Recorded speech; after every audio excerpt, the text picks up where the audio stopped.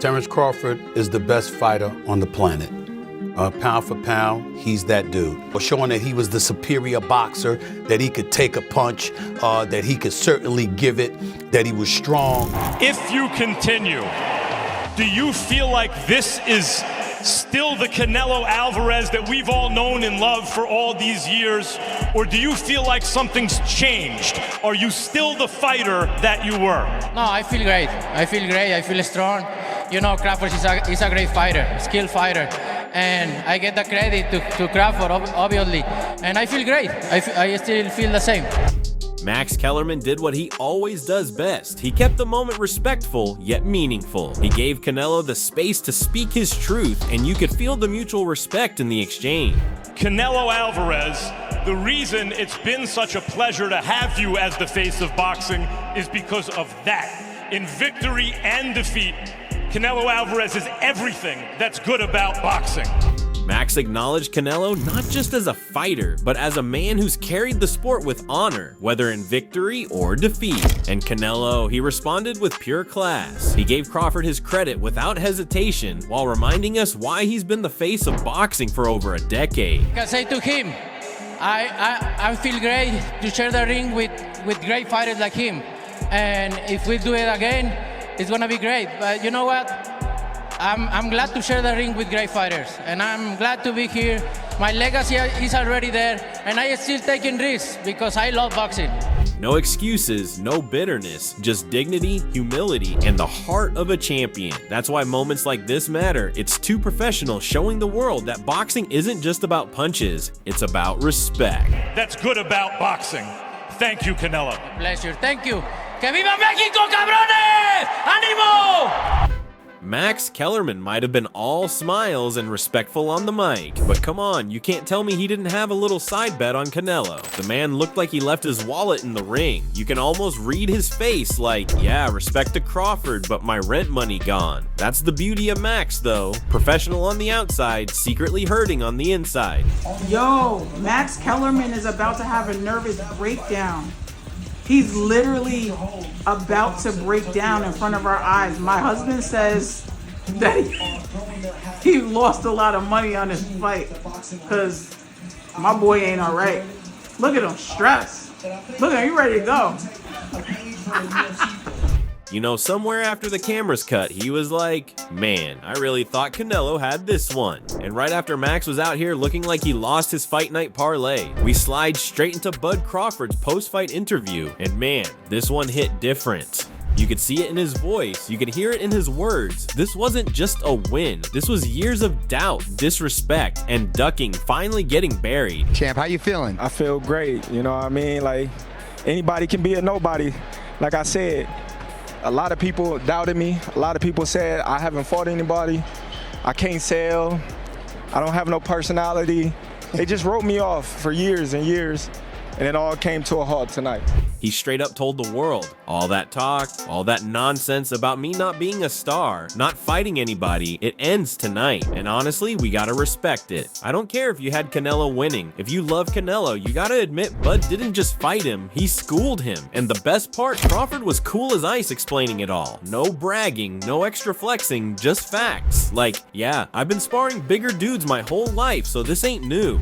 I've always sparred bigger guys. I never sparred smaller guys because I was too strong for them. I used to just bully them around. So when I spar smaller guys, it's normally for speed and work on my defense and things like that.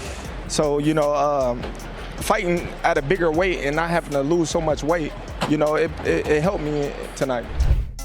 That's savage confidence right there, but in the classiest way possible. And when he said he's the new face of boxing, woo, you know what? He's not lying. After last night, we're not just watching a great fighter anymore, we're watching a legend being carved in real time. How hard did he hit? How hard did he hit?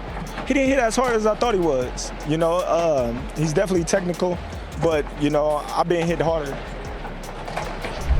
And just when you thought the breakdowns couldn't get any sharper, we got Israel Adesanya sliding in with his take on Crawford versus Canelo. And let me tell you, when a striker like Izzy starts geeking out over Bud's footwork and clean boxing, you know it was special. He wasn't watching like a casual fan, he was watching like a guy who understands what it means to turn violence into art. He's having fun. Nah, he's just having fun. Crawford he's flowing. And Canelo can see he's frustrated. Crawford keeps resetting him. Like that, simple resets. Oh, just the little shaky bait. Yeah, just move, he'll stand there. And when Canelo's about to do something, look, shift. Oh, that's 10 seconds. You could hear the respect dripping in his voice, like, yeah, that's how you school somebody without even breaking a sweat. And I love that he kept it real too. No overhyping, no fake energy, just pure admiration for Crawford's IQ. He even admitted he saw it from round 2 that Canelo was getting reset like a video game character every time Bud made a little move. In 2 rounds, Crawford got Canelo on the ropes. 2 rounds down.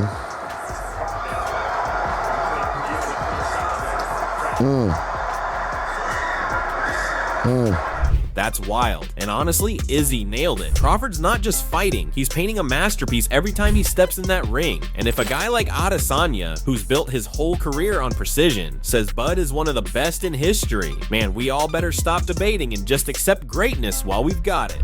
I like Crawford. I just think the way he fights is clean. Like, he makes very little mistakes. And he knows the sweet science of boxing. So yeah, he showed why he's the best right now. One of the best in history. And right after Israel Adesanya dropped his gems, we swing over to Robert Garcia, who didn't hold back at all. He basically said what a lot of us were thinking. Crawford was starving for greatness, while Canelo looked like he already ate the whole buffet. Robert flat out called it 9, maybe 10 rounds for Bud, and he even questioned why one judge had it close. And then he hits us with the gut punch. The last round, Canelo didn't even try. Either you knock me out or I'm gonna knock you out. They go out there to try and get that win. Canelo didn't even try it in the last round. He was just doing the same thing over and over. Man, that's like your coach yelling, "You left your heart in the locker room." And honestly, Garcia's tone wasn't disrespect, it was disappointment. Like he wanted to see the Canelo who used to bite down and swing for glory. You could feel that tough love in his voice, like a trainer watching a fighter forget his own identity. But here's the kicker, Robert still gave Bud his flowers, putting his accomplishments even above Mayweather in terms of achievements, while keeping it real that Prime Floyd or Pac might have beaten him head to head. And like I said, Crawford is one of my favorites of all times now because of what he just accomplished, what he just did. But Benavidez is too big for him, too fast, too strong. I wouldn't even want to see it. Canelo, Benavidez beats him too.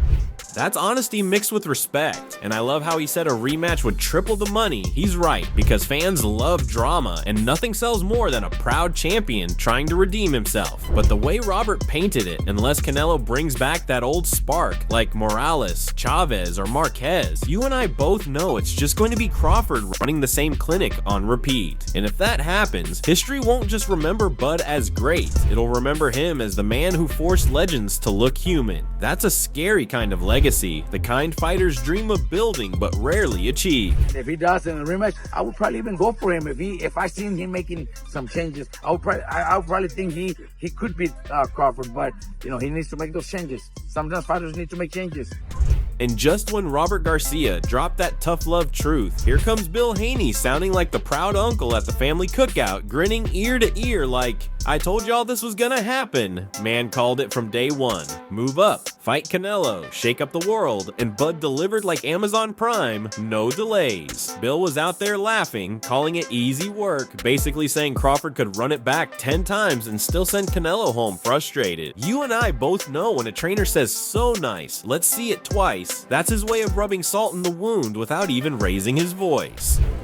It was so nice. I'd like to see it twice. Do you feel like the footwork was the difference? Just Crawford just being able to move and do what he wanted? Yeah, y'all don't want to see it again. Nah, bro, come on. Do they want to see it again? Because listen, It was easy work. Yeah, I think it was easy work. He'll do it 10 out of 10 times. Yeah, exactly. And the funny part, Bill's not even gassing himself up. He's giving Bud all the shine while still showing respect to Canelo for taking the fight. That balance is wild, because you can see he's hyped inside like, yup, I played chess and y'all played checkers. The man straight up compared it to divine planning, like this was written in the stars. And honestly, you gotta respect that energy. He's celebrating Bud, clowning the ease of the fight, and already planting seeds for a rematch payday. You, me, and every fan watching knows one thing after Bill spoke. When the guy who predicted it all is this calm, it means he's not surprised. He's just enjoying the victory lap. Shout out to Canelo Alvarez for giving the opportunity to him, because with all the money and everything that makes up with Canelo, he could have not did it. So shout out to him for doing it, you know what I'm saying? And the two guys got up in there and we were the winners as fans. And right after Bill Haney was out here flexing like the proud prophet who called it all, Fernando Vargas Jr. jumped in, sounding like the voice of every fighter who's ever tasted both glory and defeat. You could feel that mix of pride and pain in his words, talking about how losing stings, especially on a stage as massive as Mexican Independence Day, but at the same time giving Crawford his flowers like a true professional. That's the kind of honesty you and I love to hear, because he didn't sugarcoat it. Canelo looked frustrated, wanted that one big shot, and Bud just never let him land it. Vargas kept it real. The busier, smarter fighter won, and that's exactly why Crawford's running this generation. Look, bro, you know, it hurts our pride, bro. You know what I'm saying? Like, Canelo, I know he wanted to win. I know I heard him losing on Mexican Independence Day. Me too, you know? We put our fucking record on the line, but you gotta learn how to lose and you gotta learn how to win, you know? It's part of it. It hurts.